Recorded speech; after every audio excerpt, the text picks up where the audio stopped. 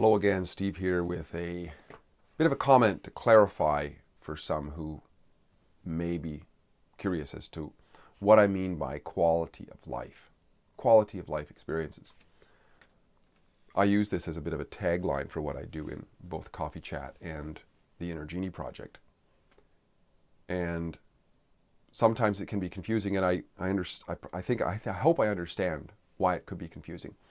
And what I see here is, in the minds of my own mind and the minds of others sometimes, is the difference between long-term satisfaction and short-term pleasure or satisfaction.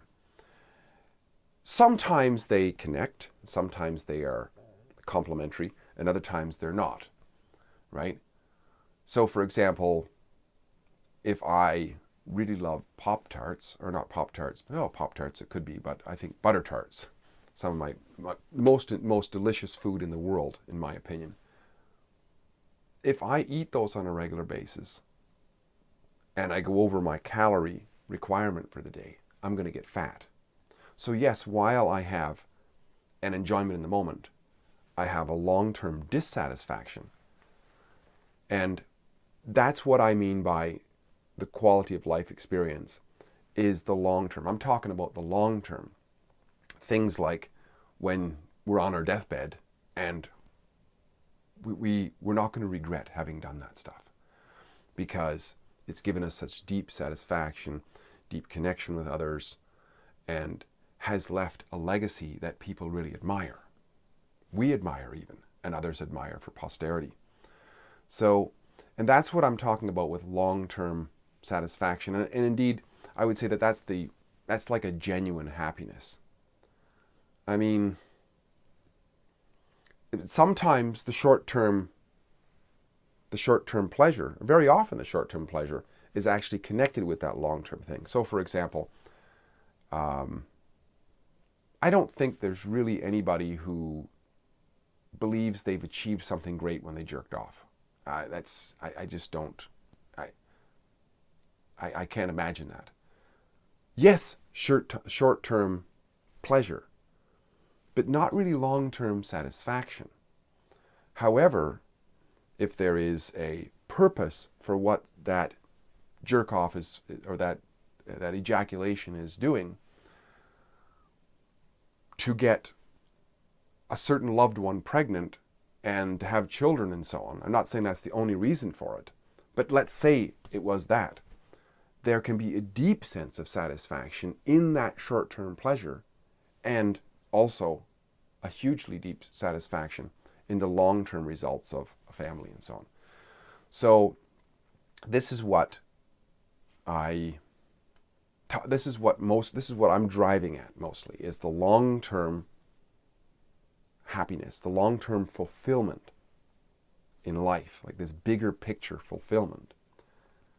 And not to denigrate or to ignore the short-term satisfactions and pleasures, but to make the distinction as to which ones are there to complement the long-term versus the momentary titillation just for the titillation itself, to allay other things that are going on in life.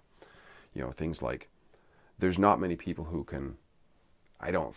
would admit that smoking another cigarette, though it is satisfactory in the moment, that it has long-term fulfillment, right?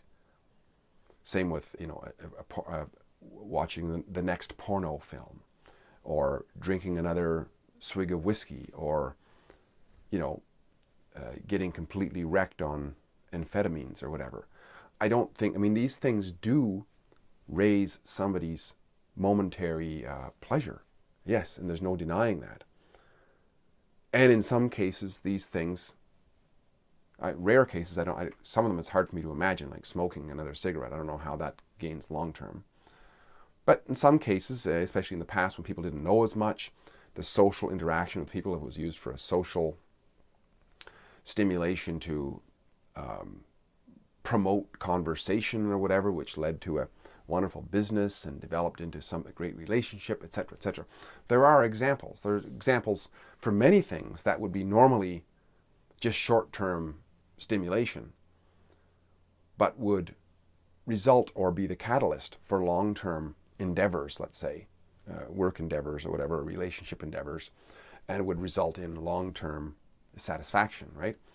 So I just wanted to clarify that, and I hope anyway, I hope it makes sense. When I'm talking about improved quality of life experience and happiness and whatnot, I'm referring to generally the long-term, big picture life satisfaction. We got our health going as best we can, with what we have, and our mind is, we're working to clear up our mind and cultivate rational thinking, and we've got control of our emotions, and we're doing the best with our relationships, and we've got as good a diet as we can going on.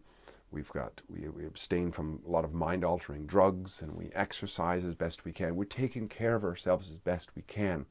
Yes, a lot of that stuff in the short term is not actually pleasurable. If we decided we're going to get up at 7 in the morning and work out for an hour, well, sometimes we're not going to want to do that. But we understand if we're able to delay the gratification so that we get the results, there's some real quality of life, some real satisfaction, some fulfillment in life. That's what I'm really talking about. Whereas if we take the easier road, in a way, that's why the old story of the narrow road, not many people are on it. Whereas the easy road is like this broad road, right? There's all kinds of temptations. So you can grab the butter tarts here and everything. But we see the results in our life down the road, right?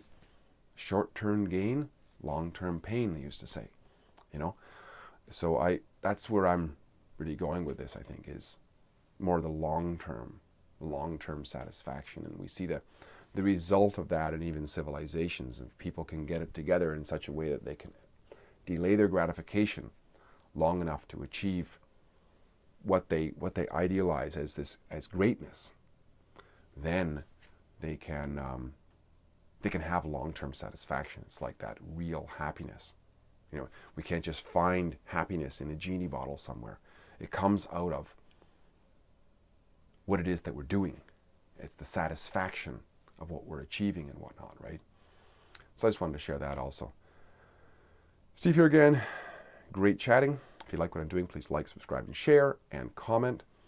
And let me know what you think of long-term happiness versus short-term pleasure or gain. Talk again soon. Bye for now.